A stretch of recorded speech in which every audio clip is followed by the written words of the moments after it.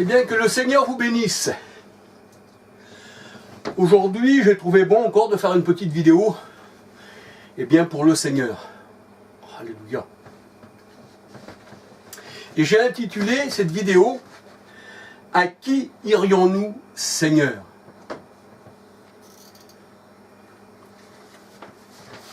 À qui irions-nous, Seigneur? Voilà. Jésus disait, le Seigneur disait, « Les paroles que je vous dis sont esprit et vie. » Jean 6, verset 63. Yeshua, notre Sauveur, est la parole faite chair. 1 Timothée 3,16, Jean 1, 14. Et la parole s'est faite chair.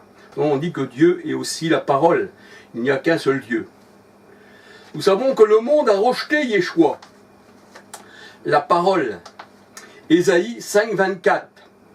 Psaume 107, verset 11. Tous ceux qui ne sont pas élus ont abandonné Yeshua. Un peu comme nous voyons, Judas l'Iscariote, il avait part au même ministère et pourtant il a renié le maître. Et là, bien sûr, le Seigneur dit à ses disciples, eh bien, vous aussi, vous voulez partir. Vous aussi, vous voulez vous éloigner de moi. Parce que certains l'avaient abandonné. Et Pierre dit au Seigneur, à qui irions-nous, Seigneur? Tu as les paroles de la vie éternelle. Jean 6, verset 65 à 71. Jean 6, 65 à 71. Et il est vrai que bien des personnes aujourd'hui remettent en cause la parole de Dieu. Elles disent que le Dieu de la Bible est un Dieu égyptien. Elles disent que le Dieu des Saintes Écritures, eh bien, c'est l'Égypte.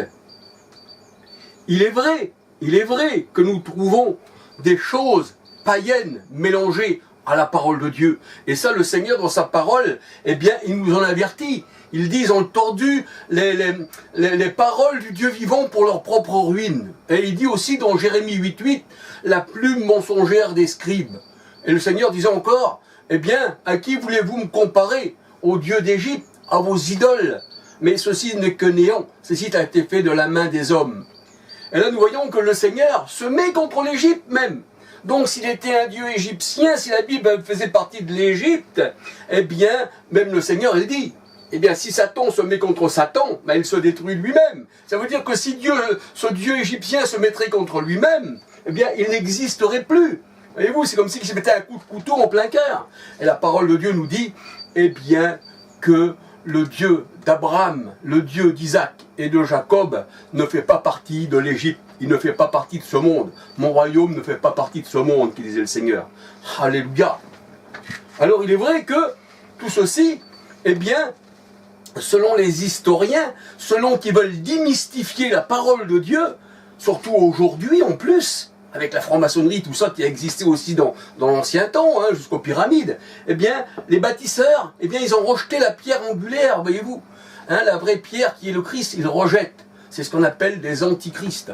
Et ça, quand Christ est venu, quand ils l'ont mis en croix, c'était eux vraiment les antichrists. Et encore aujourd'hui, ce monde-là, la parole de Dieu nous dit, 1 Jean 5, 19, 20, le monde entier est sous la puissance du mauvais, de l'Égypte. Et quand Jésus dit dans sa parole, je vous ai fait sortir d'Égypte, ça veut dire qu'il nous a fait sortir de ce monde. Parce que mon royaume n'est pas de ce monde. Le Dieu des Saintes Écritures n'est pas de ce monde. Son royaume n'est pas ici. Son royaume est en nous, dans chaque élu.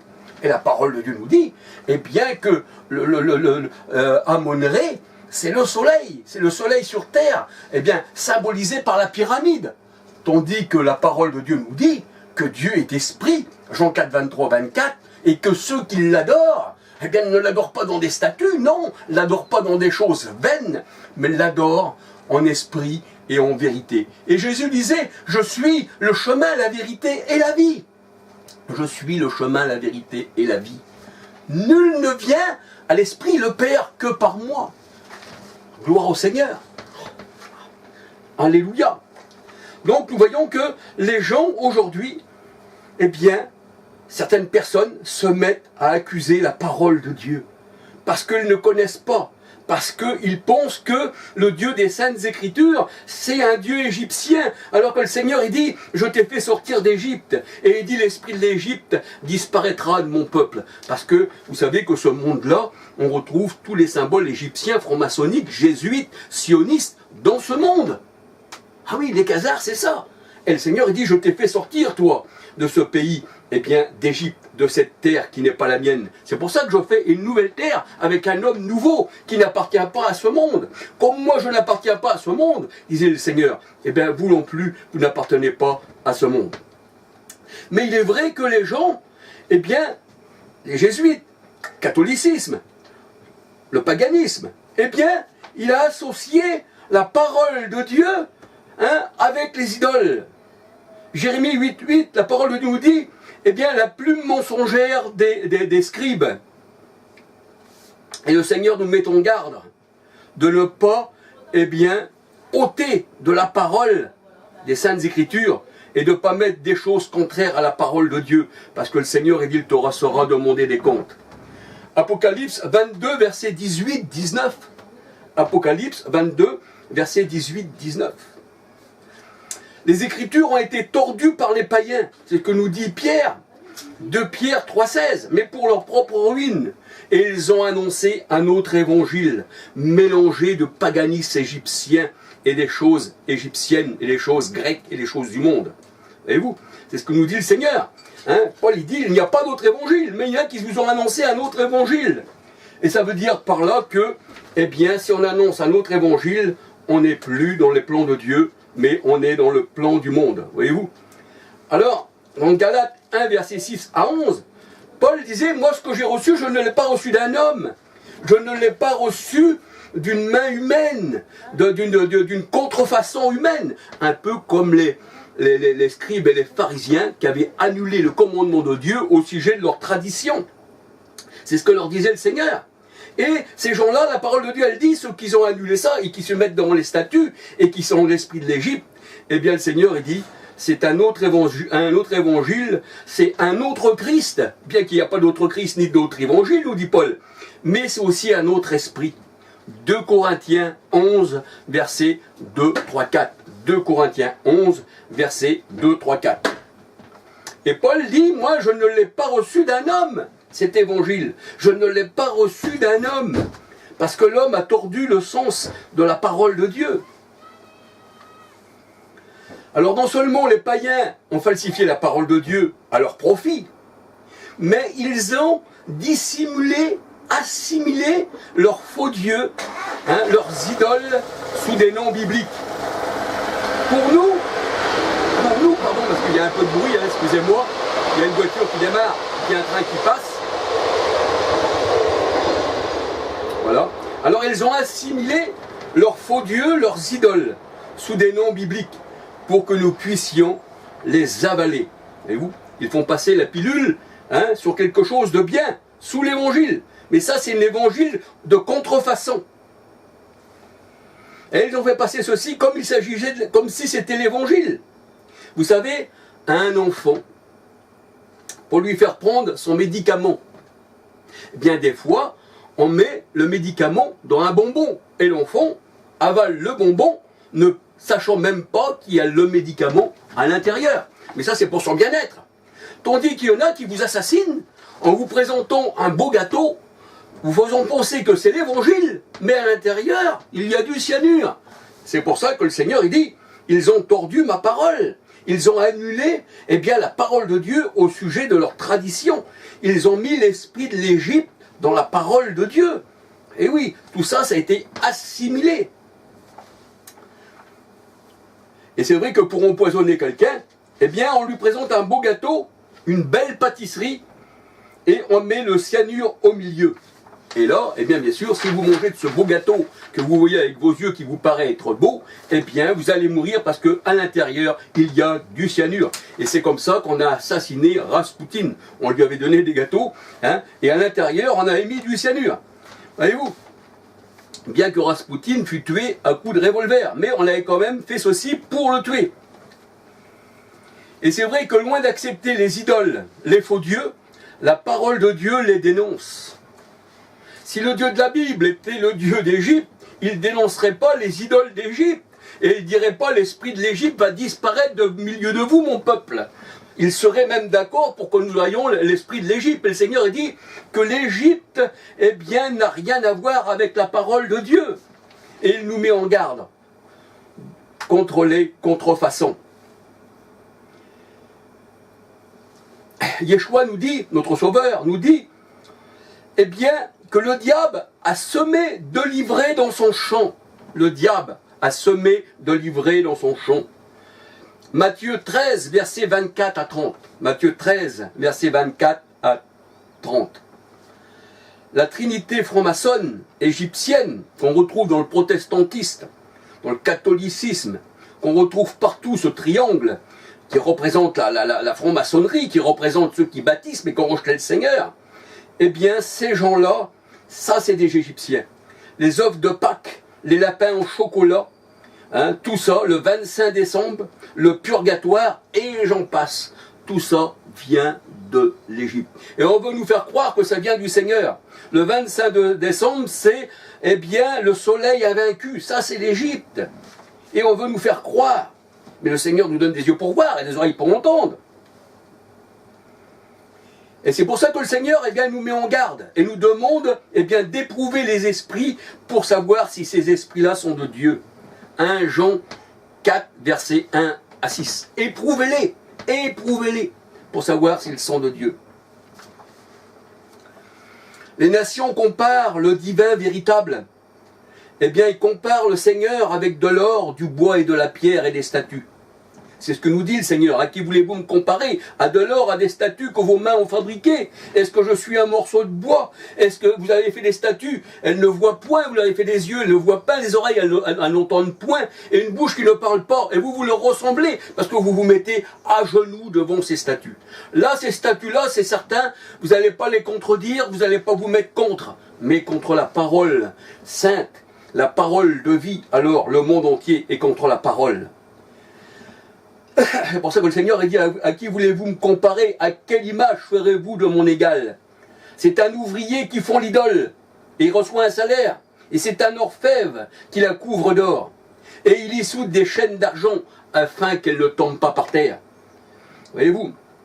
Et il la couvre d'or, et il lui met des chaînes d'argent. Et c'est ce que nous dit Ésaïe 40, versets 18 à 19. Ésaïe 40, 18, 19. 20, 25. Ésaïe 40, 18, 19, 20, 25. Ésaïe 41, verset 5, 6, 7, 24. Ésaïe 41, verset 5, 6, 7, 24. Ésaïe 44, verset 9 à 20. Ésaïe 44, verset 9 à 20. Et Ésaïe 45, verset 16 à 20. Ésaïe 45, verset 16 à 20. Alors tout ce qu'il y a de faux dieux dans le monde, le soleil, la lune, les étoiles, que les gens adorent comme des dieux, que le monde entier est sous cette puissance. Parce que ici c'est l'Égypte, cette terre-là c'est l'Égypte. Mais Jésus nous a fait faire sortir de l'Égypte. Il nous a emmenés dans la Jérusalem céleste, qui est la Jérusalem actuelle et Agar. Galates 4, 21 à 31, c'est la chair. C'est le mont Sinaï. Le Seigneur il l'a rejeté, tout ce qui est charnel.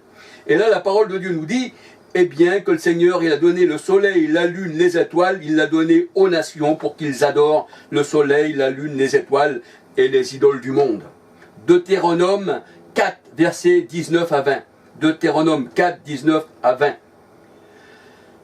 Le Seigneur il dit, j'ai donné ça au monde, mais à vous, mon peuple, je ne vous le permets pas, tu ne te dresseras aucune statue, aucune idole, parce que tu dois adorer Dieu en esprit et en vérité. Jean 4, 23, 24. Acte 7, 40 à 43, je les ai mis à adorer les idoles. C'est l'Éternel lui-même qui fait ça, qui fait que les gens adorent les idoles. Ils ont aimé l'idole, ils ont aimé le soleil, ils ont aimé la lune. Alors le Seigneur a dit, eh bien tu l'adoreras. Mais jamais le Seigneur il dit que c'est lui le soleil. Non, si, il est le soleil, oui bien sûr. Parce que il est l'astre brillant le Seigneur, mais spirituel. Pas le soleil charnel qu'on peut voir avec nos yeux, parce qu'on peut voir la divinité qu'avec notre cœur. Alléluia. Parce qu'il est le Dieu invisible. Et il a créé toutes choses. Et c'est pour ça que le Seigneur dit, nous ne regardons pas aux choses visibles, la lune, le soleil, les étoiles, les statues, les hommes, mais on regarde à l'invisible. Et en nous, il y a l'invisible qui fait vivre ce corps. Et celui qui s'attache au Seigneur, l'esprit, que notre esprit aussi vit, parce qu'on est esprit, eh bien on s'attache au Seigneur. Voyez-vous, c'est ça l'esprit. Si le Seigneur ne s'attachait pas à nous par l'esprit, et s'il n'était pas manifesté en chair, 1 Timothée 3,16, Jean 1,14, dans une chair, est-ce qu'il pourrait aussi se manifester en chair en nous? Et la parole de Dieu, elle dit, Christ en vous, alléluia, nous sommes le temple de Dieu, parce que Dieu est esprit, et les vrais adorateurs l'adorent en esprit, en vérité. Et il ne fait rien de ce qui est dans les cieux, de ce qui est en bas, de ce qui est en haut. Voyez-vous, dans Jean 1, 31, 32, je vais vous dire quelque chose. Nul ne peut voir le Père. Et 1 Timothée, je crois que c'est 1 Timothée ou 2 Timothée 6,16, je ne me souviens plus si c'est 1 Timothée 6,16 ou 2 Timothée 6,16, il est dit que nul n'a vu, qu'aucun homme n'a vu et ne peut voir. Et c'est pour ça que le Seigneur il dit le Père. Et Jésus est né du Saint-Esprit. Matthieu 1, 18, 20. Et Jésus, en lui, il n'y avait que le Saint-Esprit. Et Jésus vivait par le Père. Jean 6, 57. Et le Seigneur dit que personne n'a pu voir. Pourtant, il était en Christ. Mais on n'a vu que le corps du Christ. On n'a pas vu celui qui était en Christ. Parce qu'il est invisible. Eh bien, le Seigneur dit que personne ne peut voir.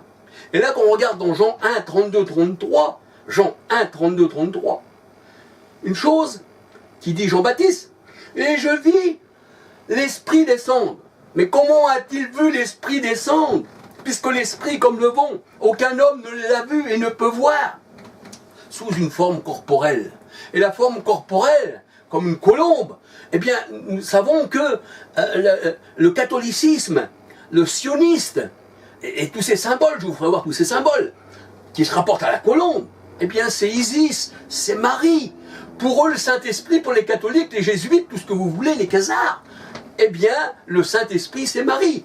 C'est pour ça que le Saint-Esprit est créateur, et eux, ils disent que Jésus, il est, eh bien, la mère, sa mère, hein, c'est la mère de Dieu, comme si qu'une mère, une femme, pourrait enfanter Dieu. Voyez-vous? Mais ça, plus tard, on regardera, et je vous ferai voir des photos où, eh bien, les catholiques, les khazars, les jésuites, les sionistes, tout ça, prennent le Saint-Esprit, eh bien, pour une colombe, et que cette colombe, eh bien, représente une femme. Ça représente les statues du monde. Ça représente, la colombe représente toutes les statues, tous les dieux de ce monde. Et ça, nous verrons ça dans une prochaine vidéo, que si Dieu permet, eh bien, je vous le ferai voir. Voyez-vous, nul n'a jamais vu Dieu, et là, Jean-Baptiste, comme par hasard, il voit l'Esprit descendre. On ne peut pas voir l'Esprit descendre. Nul ne l'a jamais vu. La parole de Dieu, elle dit, nul ne peut voir Dieu et vivre. Et aucun homme ne l'a vu. Aucun homme ne l'a vu. Alors voyons voir plus loin.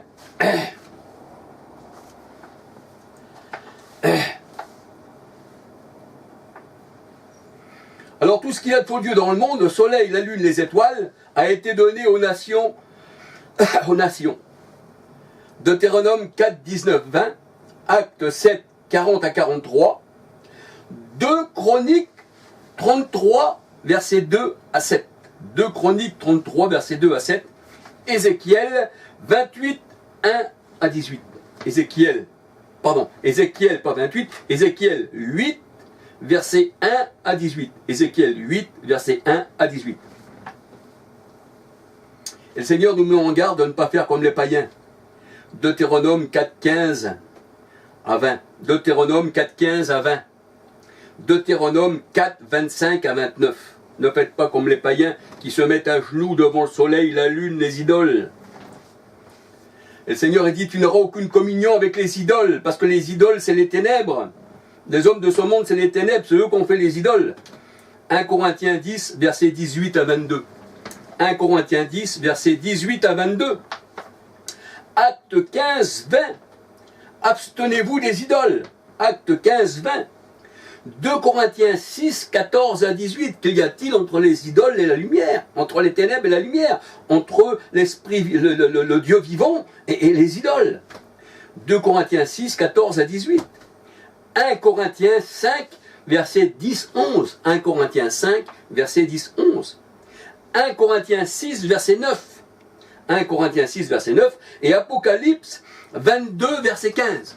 Voyez-vous, je vous donne des versets de la parole de Dieu, que si vous voulez regarder dans la parole, il suffit de cliquer, arrêter la vidéo pour regarder, et puis vous voyez. Vous mettez la vidéo sur station, sur pause, et vous pouvez voir tous les versets que je vous donne. Parce que peut-être que je parle un peu trop vite, et je m'en excuse. Alors le Seigneur a dit, tous les dieux des peuples sont des idoles. Tous les dieux, à part lui. Il dit, je ne connais pas d'autre Dieu, à part moi il n'y a pas d'autre Dieu. Tous les dieux des peuples sont des idoles. 1 Chronique 16, verset 26. 1 Chronique 16, verset 26 et Psaume 96, verset 5. Et si la parole de Dieu serait venue d'Égypte, et que la vraie religion des Saintes Écritures serait un culte au soleil, le Seigneur se contredirait lui-même, parce qu'il est contre les statuts de l'Égypte, contre l'esprit de l'Égypte, et il est contre l'Égypte. Et le Seigneur se contredirait lui-même, Et le Seigneur a dit que cela a été donné aux païens. Le soleil, la lune, tout ça. Le Seigneur a dit, je leur ai donné, car je leur ai donné un esprit d'égarement et un esprit de reniement, d'opposition. Deutéronome 4, 19, Acte 7, versets 40 à 43, comme je vous disais tout à l'heure, et Ézéchiel 14, versets 3 à 11. Le Seigneur leur a donné un esprit de mensonge au monde, pour qu'ils croient au mensonge. Le Seigneur leur a donné un esprit d'égarement.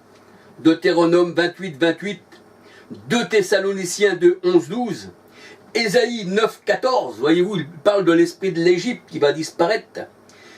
Ésaïe de ses élus, bien sûr, mais eux, les Égyptiens de ce monde, parce que le monde entier, c'est ça, ont l'esprit de l'Égypte. Ésaïe 19, 14. Ésaïe 29, versets 10, 11, 12, 13.